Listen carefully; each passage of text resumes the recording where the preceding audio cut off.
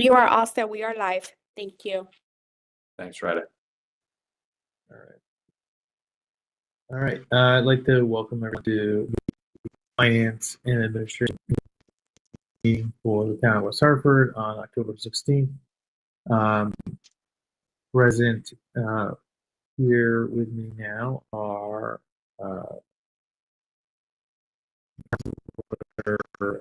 Deb Poland, member of the committee, as well as Mayor Cantor on the phone, as well as Councilor McGinnis. Sorry, my computer is here. I have a town manager, our chief financial officer, and available. And that I will go to item 2A, Mr. Ledwith.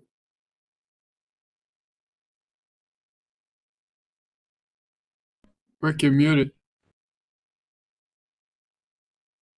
My apologies. Good morning or good afternoon, everyone. Thank you, Mr. Chair. First on the agenda, we have an ordinance amending the general obligation pension bond reserve fund, which, as you may recall, was originally adopted back in 2021 and was created to mitigate against potential increases in the annual appropriation.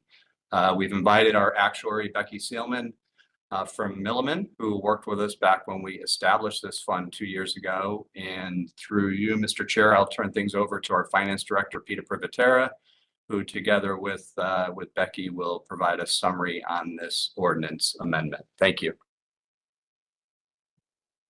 After you, Peter. Thank you. Thanks, Rick. Yeah, Becky and I worked exclusively on the POB sale and the ordinance creating the POB reserve fund. It was the first time we've ever done anything like this, or the first time anyone has ever done anything like this.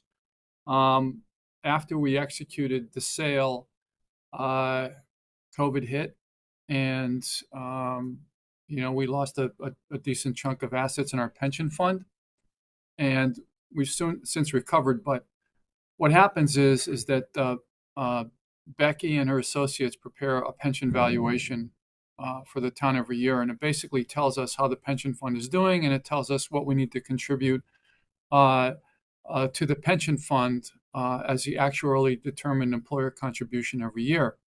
Because of that drop in assets after COVID or during COVID, we had a significant increase in our actuarially determined employer contribution.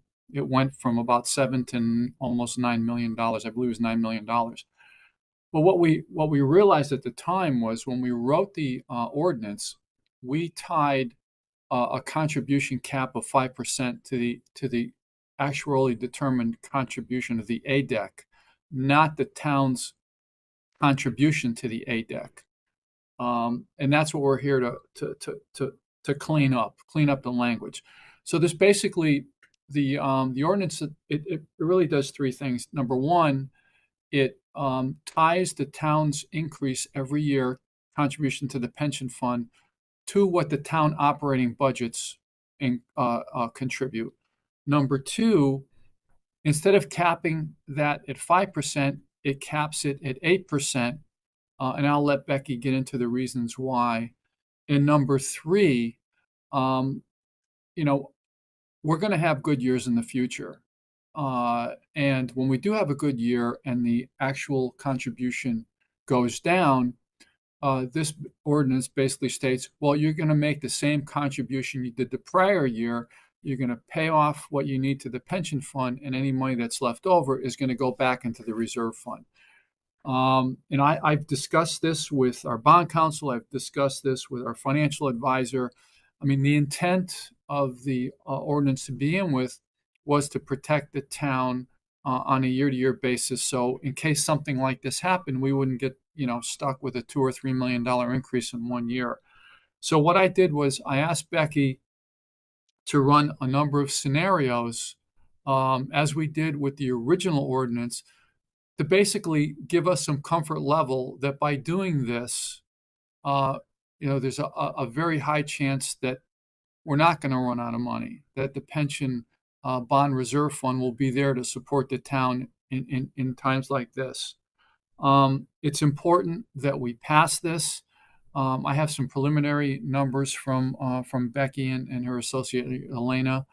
It looks like our contribution is going to go up $1 million next year over this year.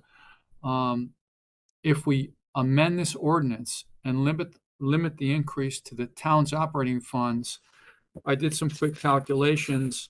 Our increase will only be a little under $600,000 over this current year.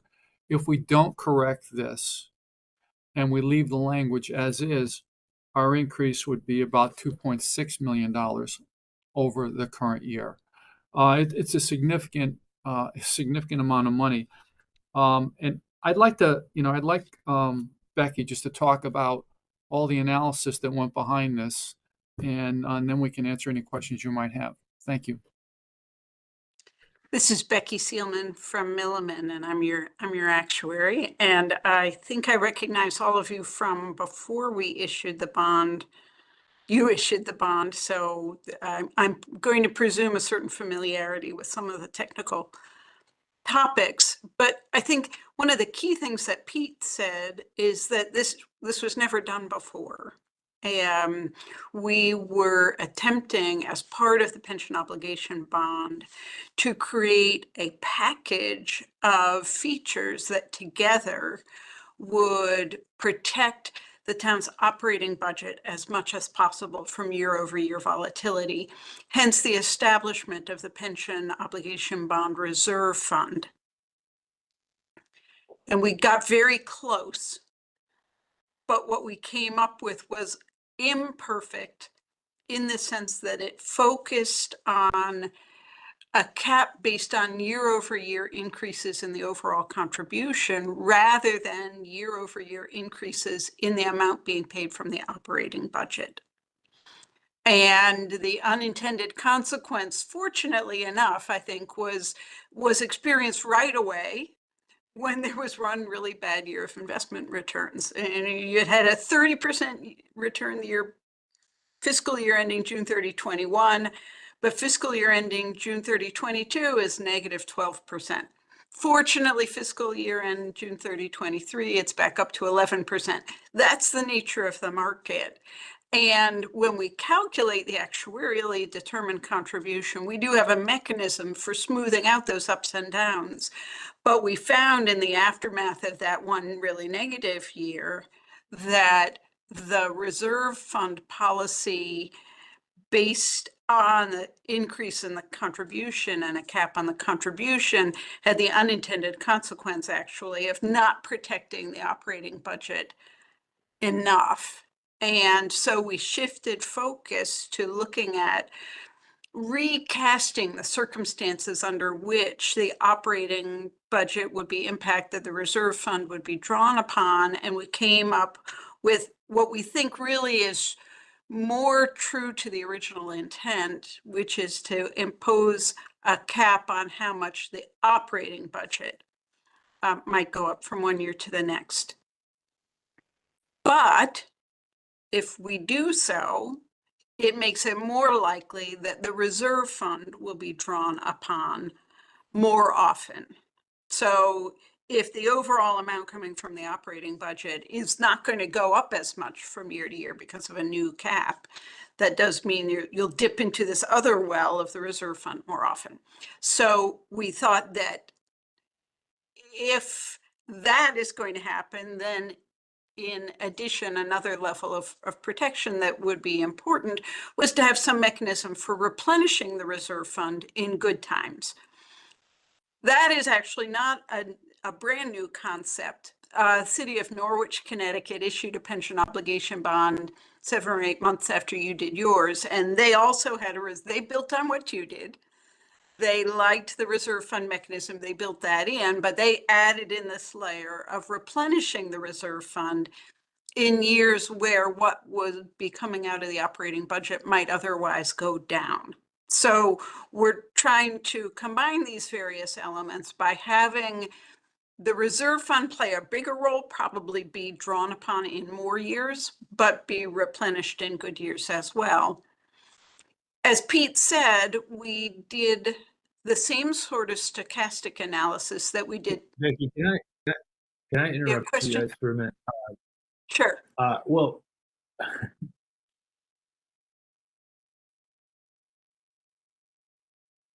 I'm sorry. Your You audio's hit not coming. muted, Liam.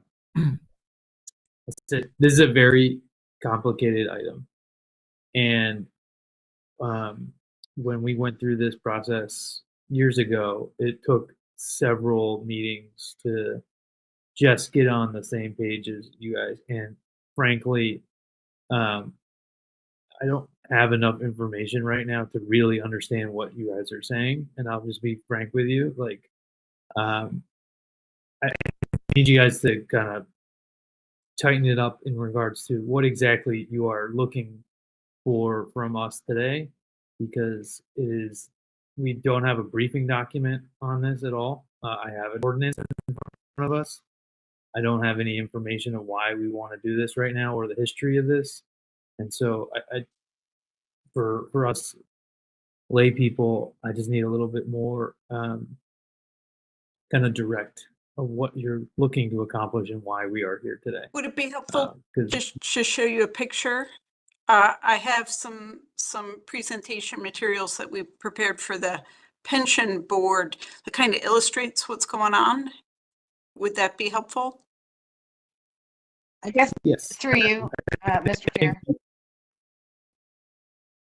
Yeah, and one thing before we go there, I think just settling, because we have a bunch of new members on here. So Deb and Tiffany were not here when we initially set this up. And I think if you guys could just kind of explain why, we got a little bit of that from Peter, but I think just putting it in context of what the risks were at the beginning of this and why it is so volatile is really important for the people that are here. Mayor Cantor knows this stuff like the back of her hand, but the three of us lay people need a little bit more a little more less industry speak and more town council speak. Can I address Deb, that? Can I address that, Mr. Chairman? I think hold on, can you let Councilor Bowen ask your Sure. question? Yes, thank you, through you, Mr. Chair. Yeah, for me, it would be really helpful to have in broad overview strokes the specific request, the time frame and the time frame that it needs to happen in. Because if something needs to happen today for a particular reason, then that is completely different than, hey, actually, you guys could take a few weeks to learn about this, ask questions, etc. Because there's not a rush. So it would be helpful for me to know that piece as well. Thanks. Okay. I can address that. This is an ordinance, so there's going to be an intervening meeting and a public hearing. But the real change here is that when we first created this document, we tied a contribution cap to the actuarially determined employer contribution. That's what the actuaries tell us we need to put into the pension fund. Not really understanding at that time what significant market volatility will do to that on a year-over-year basis. What we should have done in the language was limit the increase to the town's budget only, okay? What we should have done is we should have said that we're putting in $7 million this year.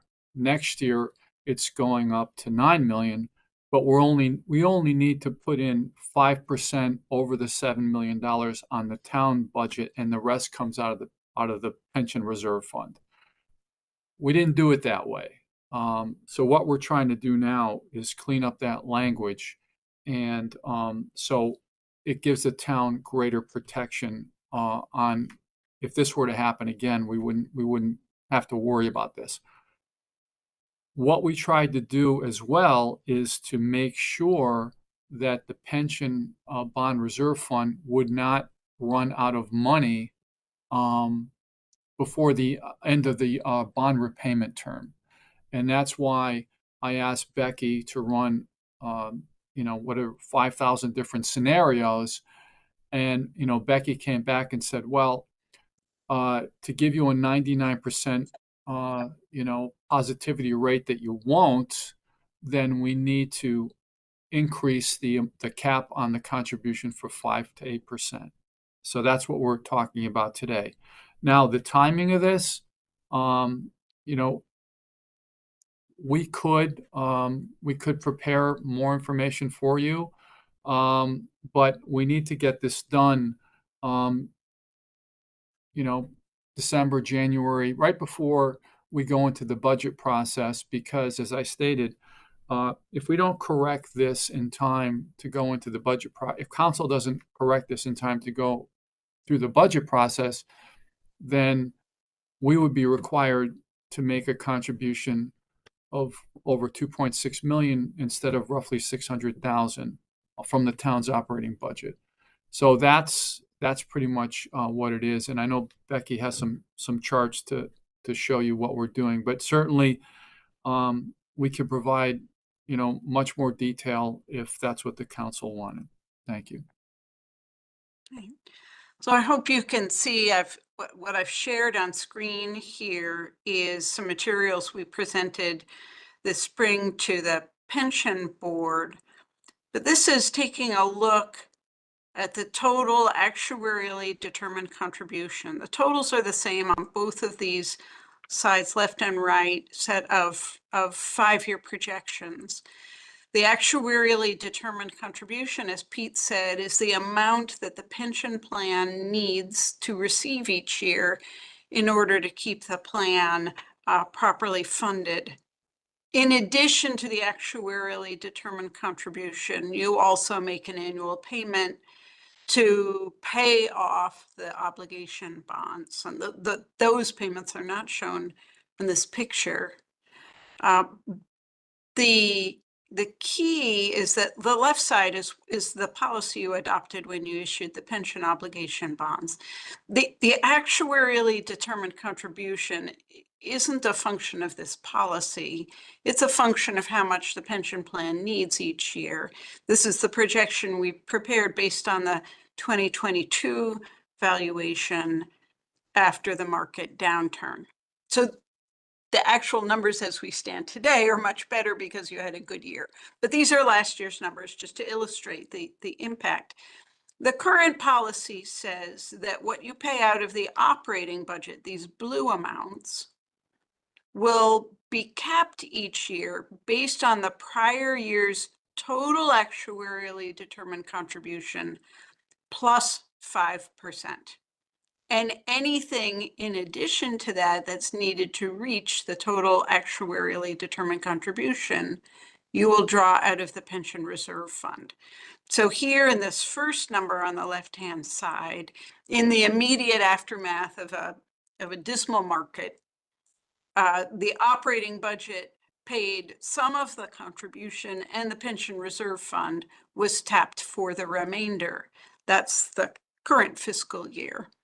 But then the following fiscal year, here's where the policy language matters. The actuarially determined contribution is projected to go up a lot. That's because the actuarially determined contribution doesn't go up right away fully in the aftermath of a market downturn. The increase in the actuarially determined contribution happens gradually over a period of years. So back when we prepared this forecast, we were anticipating some significant increases in the overall actuarially determined contribution. And because of the way the current policy is stated, the operating budget amounts were going to go up pretty sharply as well, particularly from the current fiscal year to next fiscal year. What we're proposing instead is a different way of determining how much will come from the operating budget versus the pension reserve fund in order to make the total actuarially determined amounts payable into the pension plan. In our proposal here, what is capped is not based on the prior year's actuarially determined contribution, but it's capped based on the prior year's operating budget payment, so that the most of the operating budget payment can go up from one year to the next is 8%. You can see on the left that there's 25% increase from one year to the next with the current policy. Whereas with the proposed policy in front of you today, the operating budget amount would only go up by at most 8% a year. But of course, in this schema, if the operating budget isn't going up as much, there will be more money that will need to come out of the pension reserve fund in order to have the total overall payments going into the pension plan that the pension plan needs.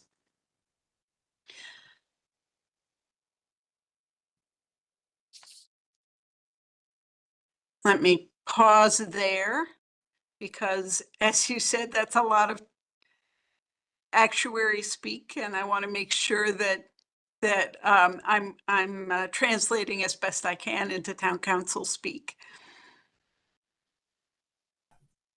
Can I just make a comment? Go ahead.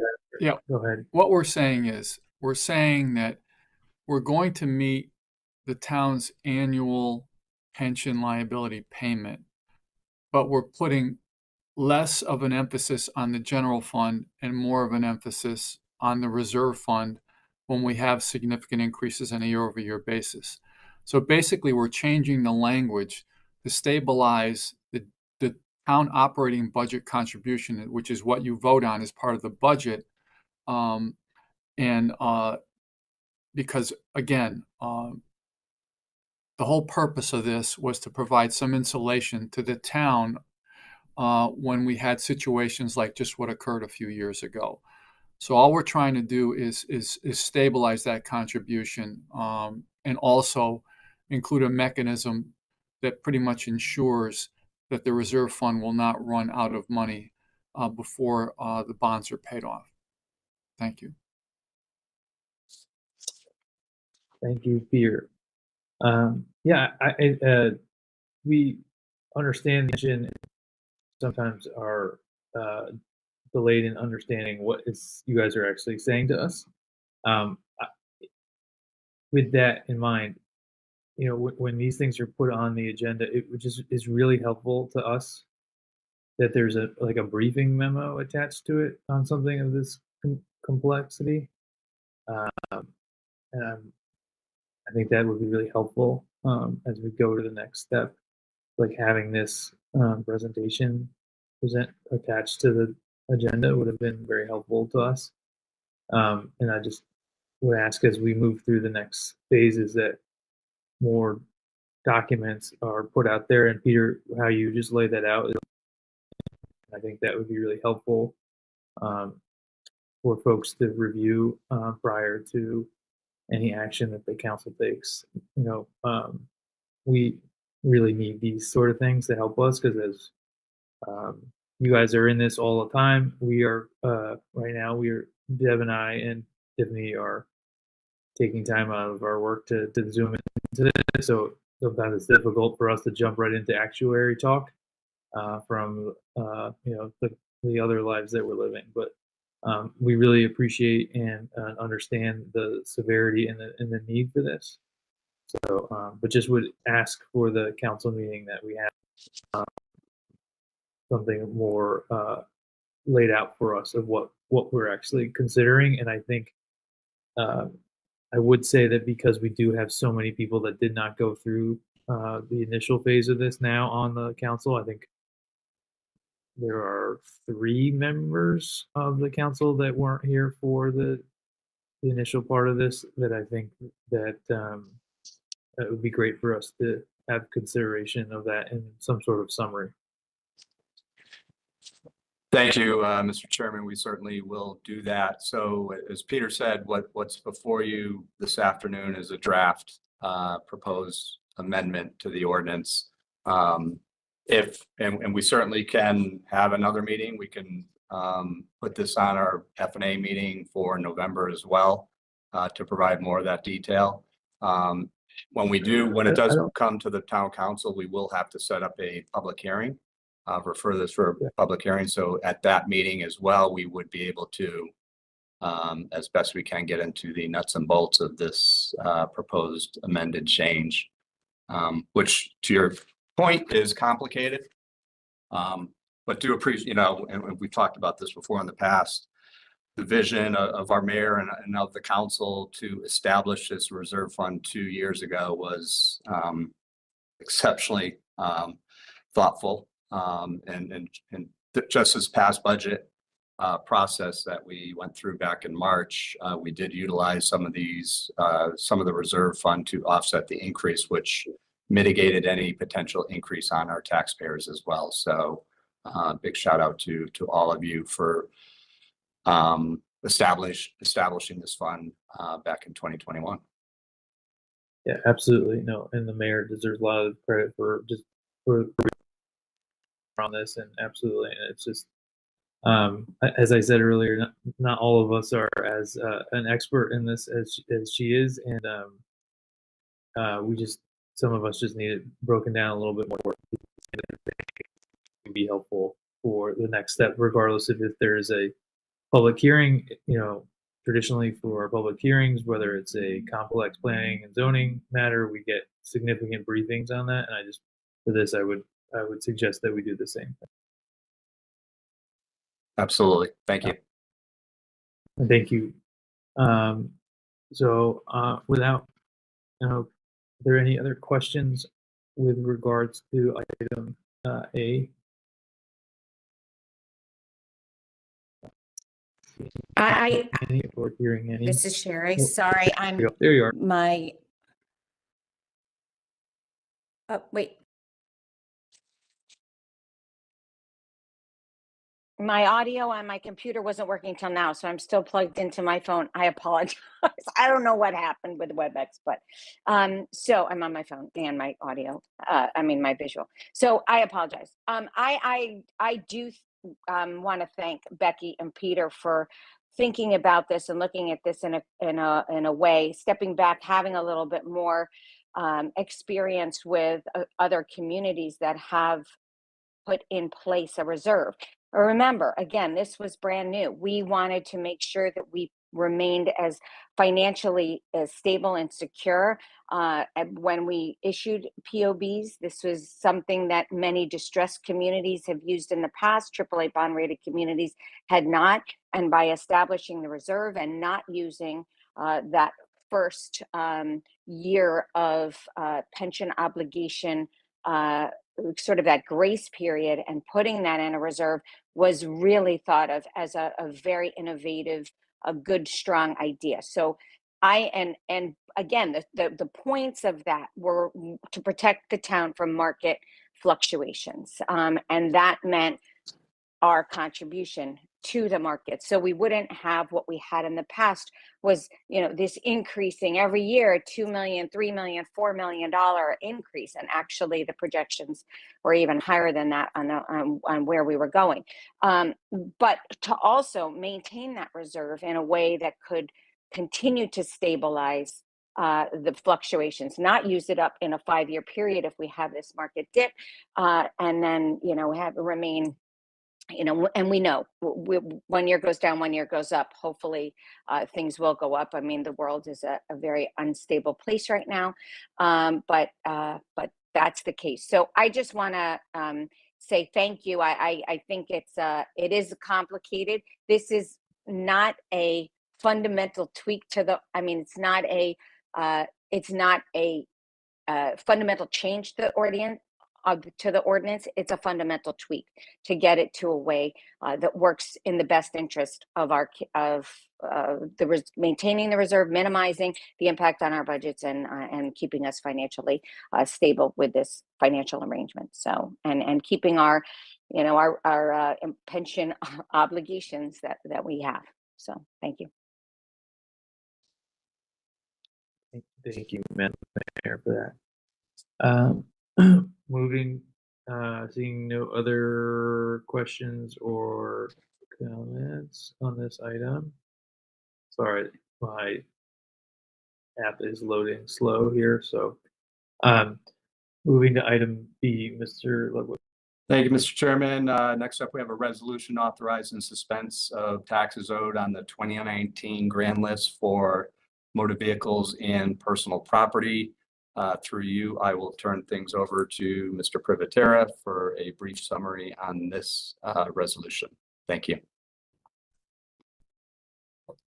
Okay, thank you. And thank you, Becky. I think you already signed off, but thanks for jumping on. Every year, the town, the tax collector, the revenue collector, is required to submit a suspense resolution by state statute. Basically, what this is, and it's limited to motor vehicle and personal property, not real property, for a 3-year period, property that is deemed uncollectible. But what we do is we're basically taking this off our books, but we still have 15 years to collect. So we're not abandoning the collection.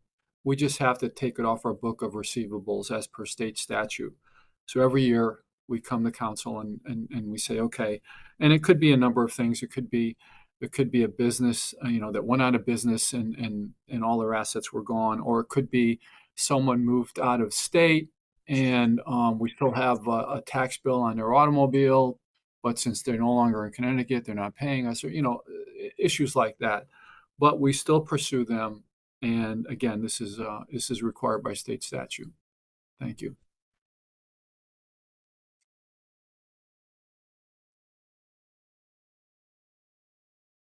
Happy to answer any questions that the council may have on that resolution. Yeah, sorry. My gridded mode is loading exceptionally slow, so I can't see if anyone has any hands up. But all good. I don't think there are any. Next item, Mr. Ludwig. Thank you, Mr. Chairman. This resolution will allow the fire department to carry over approximately $62,000 in unexpended funds from a $350,000 FEMA grant that we received back in 2021. We did get approval from FEMA to roll over the funds, extend the use of these funds between now and February of 24.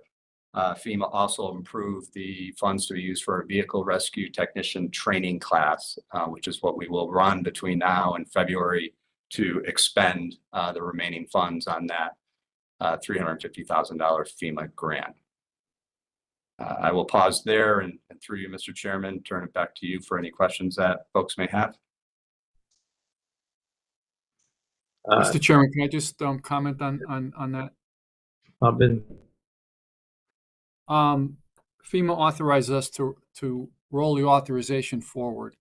What that means is that we spend the money and then they give us a check. But the town manager is right. The authorization allows us to carry this authorization forward, so the department will have funds to expend, and then we'll receive a check to replenish the town. It's a carry forward authorization. Just wanted to clarify that. And I think there's another one here as well that's an authorization to carry forward. But just wanted to clarify that. Thank you.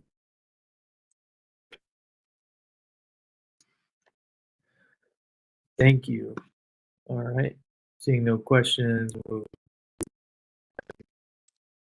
Thank you, Mr. Chairman. The next one is, as our finance director stated, again, another carryover, our rollover of unexpended funds from our Sustainable Materials Management Grant that we received from DEEP last year, as you recall, which allowed us to run our food waste pilot program, which is in the Morley district.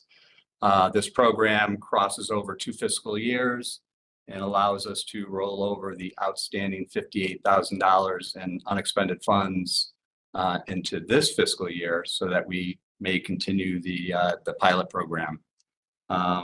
Just as a brief summary, we have 700 households participating in this program. And again, as I stated, in the Morley district, And we have been collecting on average about 1.5 tons of food waste per week. So far, so good with that particular program. And through you, Mr. Chairman, turn it back to you for any questions that folks may have.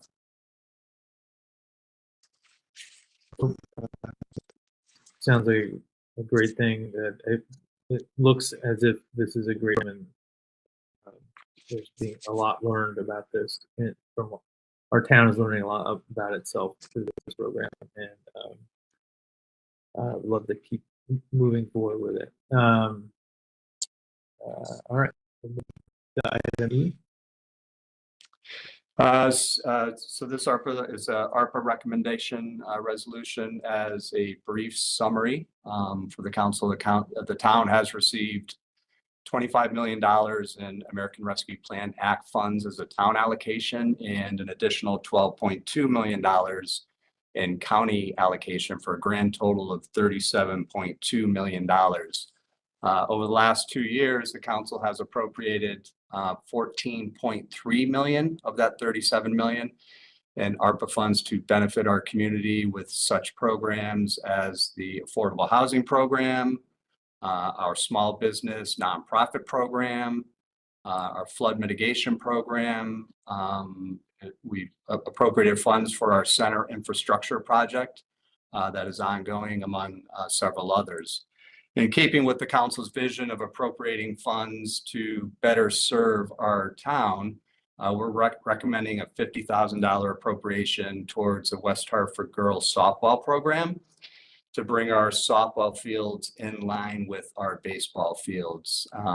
We have talked about this in the past, and from our perspective, very much as an equity issue that we have been working closely with our girls softball executive board to address our fields so that they are more in line with our baseball fields. So these funds would be used to provide dugouts for at least one field at Sterling, as well as potentially funding portable fences for the Sterling field as well. So we will work closely with the board, the Girls Softball Executive Board, to appropriately use these funds to bring our fields, as I said, up to par with our baseball fields. So this is something we've been addressing at the high school level as well, and we're certainly been working hard over the last several months to enhance our girls softball fields at both the high schools as well, so that they are more in line with our baseball fields. And this is something that we feel is an excellent use of ARPA funds to address from an equity standpoint. In addition to the softball appropriation, we're also recommending that $100,000 be appropriated to the Bridge Family Center's new mental health clinic that opened last fall on Farmington Avenue. This would offset the $1 million of cost of construction for this new facility in town. And as the council knows, the 50-year plus partnership that we have had with the Bridge is one of the most critical partnerships that we have in town. So for over 6 decades now, the Bridge has devoted countless resources to respond to the needs of our community. And this new facility allows the Bridge to provide even more much needed access to mental health care and services right here in town. So I will pause there for a moment, Mr. Chairman, turn it back to you, and happy to talk through, answer any questions to either one of these recommended appropriations. No, I think they're both great causes, and Paul and Mayor Cantor have been big advocates of bringing equity to our softball fields, and I'm glad to see this happen. We've heard a lot from the community on this as well, and frankly, it is pretty stark in contrast between the two types of fields. But yeah, I don't have any. I'm glad we're doing this. Thank you. Who else?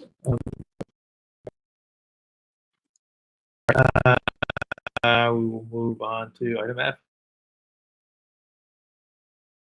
Yeah, lastly, we have the, or second to last, before we head into executive session, we have the Office of Justice Bulletproof Vest Partnership Program, which reimburses the town up to 50% of the cost of armored vests. And this resolution will appropriate $17,500 to offset the cost of these vests. It's something that we do annually that West Hartford takes advantage of, as well as municipalities throughout the country, so in the state. So appreciate your support in adopting this particular resolution, and we'll turn it back to you, Mr. Chairman, for any questions that folks had.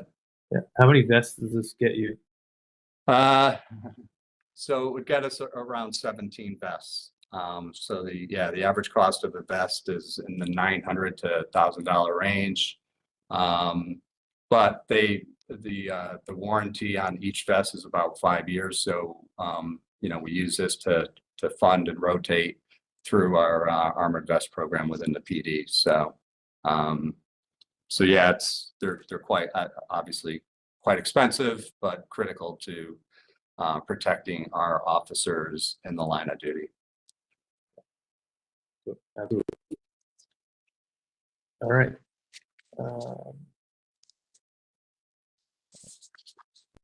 Next up, we have go ahead, sorry. Yeah, so next up, we have Mr. Privatera spend a couple of minutes going through our projected fiscal year 24 operating results that are as of September 30th. I will add, prior to Peter making his comments, as we've all witnessed over the last week or so, with the incident that's happened in Israel, and that certainly has obviously had an impact on us here at home, as we have been working for the last 8-9 days, ensuring the safety of all of our facilities, our schools, as well as all of our synagogues and Jewish schools as well. So we are seeing an uptick in overtime over the last 6 or 7 days to address townwide security. And I would envision that will likely continue as we move through the next couple of weeks as well. So we will always work hard to provide that public safety at that level, to maintain the safety of every resident and visitor in town. So with that said, through you, Mr. Chairman, I'll turn things over to Mr. Privatera. Thanks, Rick. I just want to qualify this, as Rick said, that this projection is as of the end of September. And we have seen an uptick in public safety overtime. However, we had projected a positive variance or a surplus of a little over $1 million. The primary reason of that surplus is our investment income, which continues to rise. The return rates continue to rise. I don't see any short-term drop to that, but we did project, and again, we are conservative with our revenue estimates, and we projected what we thought was a conservative estimate at this point, but we believe our investment earnings are going to increase a little over $1.7 million over budget. I would have never thought that some of the rates that we're getting now were even possible, but they continue to rise, which is good news for us. The biggest offset to this is police department overtime. They have 6, maybe 7 vacancies right now. I know one person is getting ready to retire. They do have a few people coming in December, but as the town manager stated, we're seeing a large uptick in police overtime. Basically to keep the community safe, and also there are a lot more special events coming up than in the past, because during COVID a lot of special events were canceled. So now we have a bunch of special events coming up, and there's new special events coming up as well. So, there needs to be obviously a public safety presence at these special events as well. So, while I'm projecting $1 million surplus at this point, nothing changes. That would be coming down, in my next projection, because I think that police is going to need a little more money than we're expecting. Again, just to maintain that public safety presence in the community. But it's still good news. We're not seeing anything dramatic happening. Fire department, we're showing them slightly over for their budget, but I believe they're pretty much getting to the point of being fully staffed. So we're just going to have to keep a close eye on the police budget. I can answer any questions you might have. Thank you.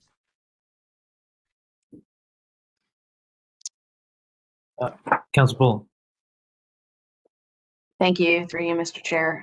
Thank you for this report. Are you at all concerned? I mean, $1 million on a $333 million budget isn't a lot of wiggle room. Are you at all concerned that we're going to end up in a deficit situation later in the year, or do you feel like things could smooth out? I think things might smooth out. One piece of information that I'm waiting for, we usually get it in October, is the municipal revenue sharing money that comes in that we did not budget because we don't know what it is. Last year we received, I believe, 1.4 million. If there's any indication, I mean, the economy's been chugging along like it did last year. And I know that the state has been receiving more money in revenue that they anticipated. So I'm hoping that we'll have a decent revenue, a revenue stream on that. What I'm hoping is if we see a significant drop in this surplus, if we see public safety spiking beyond what our what we're anticipating, then I would certainly come in with a more conservative estimate for the October report. But in the past, usually early on in the year, we report a flat budget. This is exceptional because of the investment earnings. And again, we're also being conservative on the investment earnings as well. So we'll probably get a little extra money there. I hope we do. Thank you.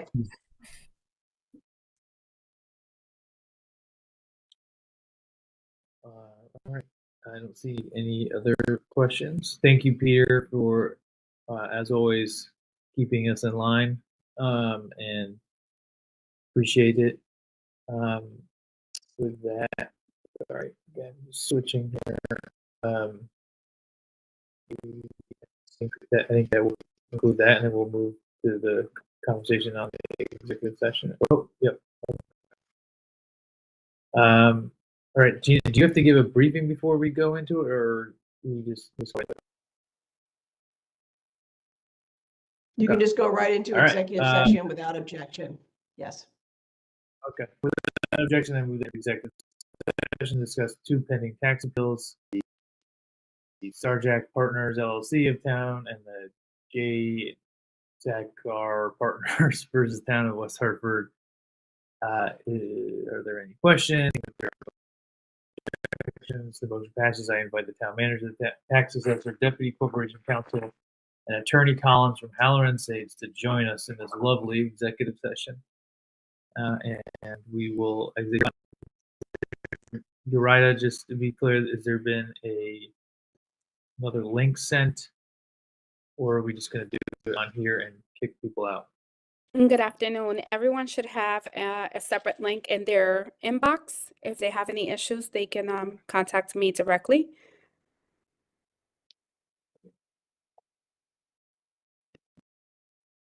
Yes, Gina, go ahead.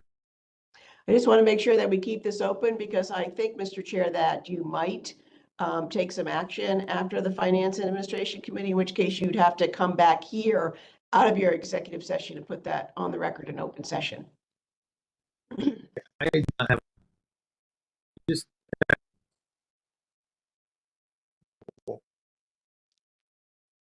Excuse me, Chairman Sweeney, I did not understand you.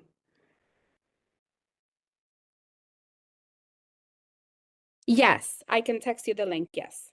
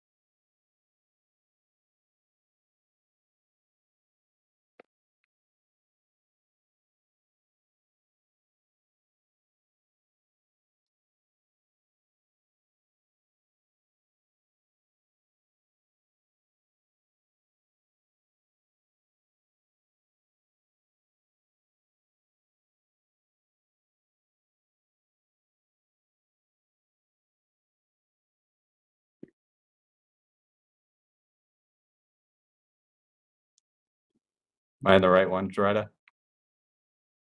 I'm not.